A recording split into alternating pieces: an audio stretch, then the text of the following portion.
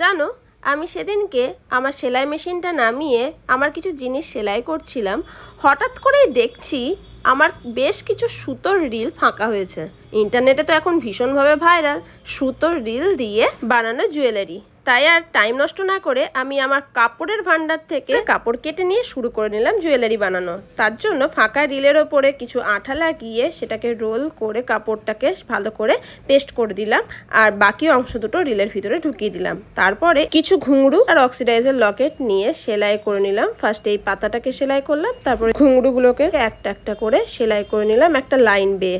ঠিক একদিকে যেরকম করেছিলাম অপর দিকেও সেরকমভাবে করে নিয়ে লকেটটা মোটামুটি কমপ্লিট করলাম। তার মধ্যে সুতো ঢুকিয়ে কিছু কটন বল নিয়ে কটন বলও এর মধ্যে ঢুকিয়ে দিলাম। ব্যাস রেডি হয়ে গেল আমার গলার হার। এই রকমভাবে সেম প্রসেস করেই একটা ফাঁকা রিলকে কেটে দুটুকরো করে সেটাতে কাপড় জড়িয়ে কটন বল, ঘুঙরু, অক্সিডাইজ সব কিছু পরপর গেঁথে নিয়ে কানে ঝোলানোর হুক অ্যাটাচ করে নিলাম।